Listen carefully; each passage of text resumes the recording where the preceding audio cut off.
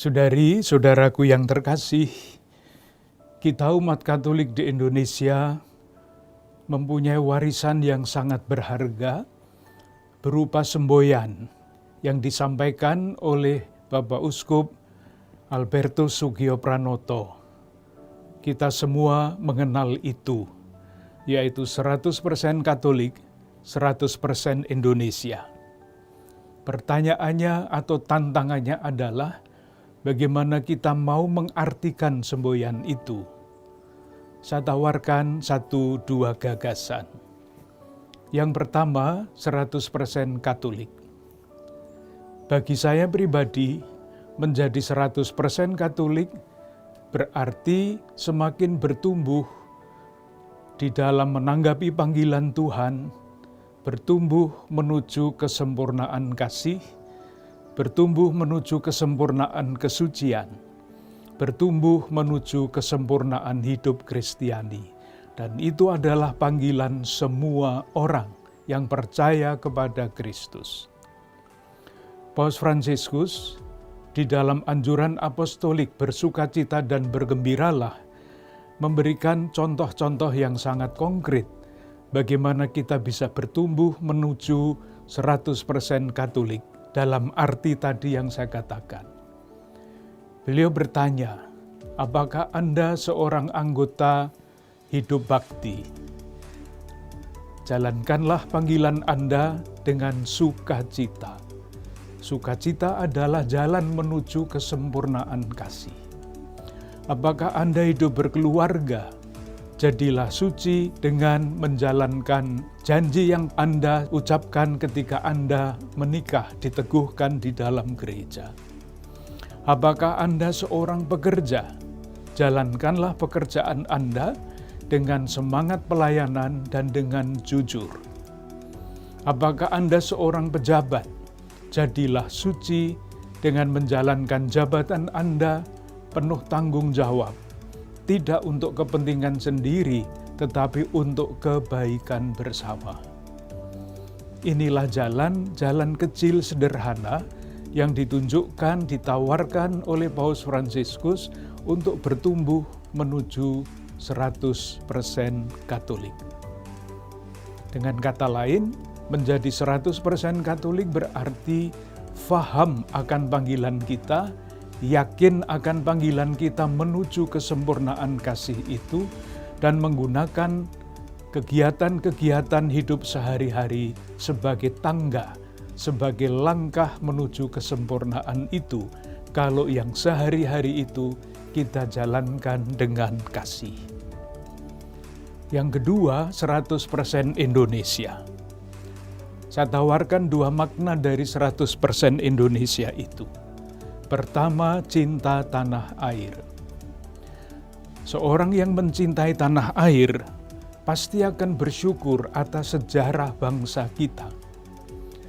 Di dalam profasi untuk tanah air, sejarah bangsa kita itu disejajarkan dengan sejarah pembebasan umat Allah dari penjajahan Mesir yang dipimpin oleh Musa. Alinea pertama adalah syukur atas karya penyelamatan yang dulu dilakukan oleh Allah dengan perantaraan Musa. Alinea kedua yang disyukuri adalah bahwa Allah memimpin bangsa kita untuk bertumbuh dalam kesadaran sebagai bangsa. 1. Yang kedua, atas bahasa yang mempersatukan. Dan yang ketiga, Pancasila. Atas Pancasila, dasar konstitusional bangsa kita. Itu semua yang kita peringati, Kebangkitan Nasional setiap bulan Mei, Sumpah Pemuda setiap bulan Oktober, dan Pancasila setiap tanggal 18 Agustus. Seorang yang sungguh-sungguh mencintai tanah air akan sadar bahwa sejarah bangsa kita adalah sejarah karya keselamatan Allah.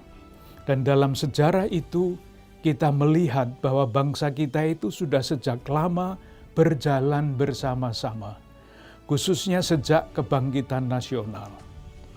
Puncaknya adalah Sumpah Pemuda. Silahkan membayangkan selama 350 tahun bangsa kita dijajah. Tetapi karena bangsa kita tercerai-berai tidak bisa merdeka. 17 tahun sesudah Sumpah Pemuda ketika bangsa kita tanda petik berjalan bersama-sama bersatu, tercapailah kemerdekaan Republik Indonesia. Itulah artinya berjalan bersama-sama.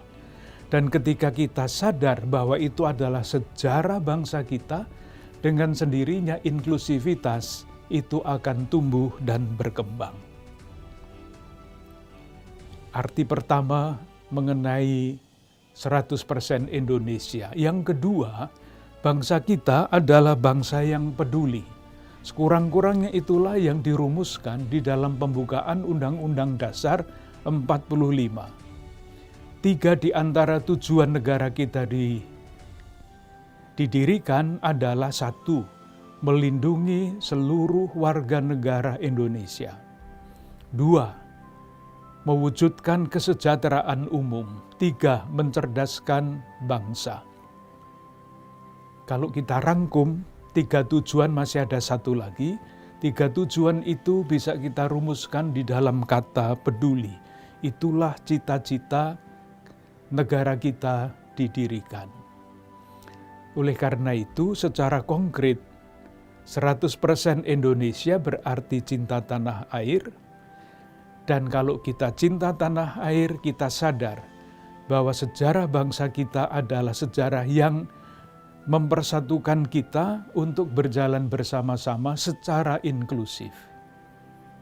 Konkretnya bagaimana? Konkretnya menerjemahkan sila-sila Pancasila di dalam gagasan-gagasan yang lebih kecil, dan kemudian menerjemahkannya di dalam tindakan-tindakan, aksi-aksi yang berkelanjutan. Seperti apa wujud kepedulian, watak peduli? Kita mempunyai yang namanya ajaran sosial gereja.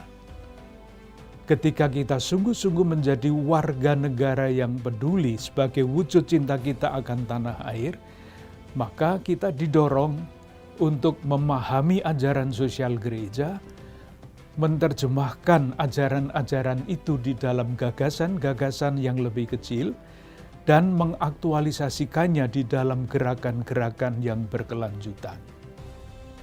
Dan kita semua tahu Pancasila itu ada 5 sila. Demikian juga ajaran sosial gereja dapat kita rangkum di dalam 5 pokok. Yang pertama adalah menghargai martabat manusia. Yang kedua, bertanggung jawab di dalam mewujudkan kesejahteraan bersama. Yang ketiga, solidaritas. Yang keempat, memberi perhatian lebih kepada saudara-saudara kita yang kurang beruntung. Dan yang terakhir adalah merawat lingkungan hidup. Bagi saya, itulah isi dari tema yang dipercayakan kepada Keuskupan Agung Jakarta. Berjalan bersama-sama menjadi warga negara yang inklusif demi pemilu damai dan Indonesia emas. Terima kasih.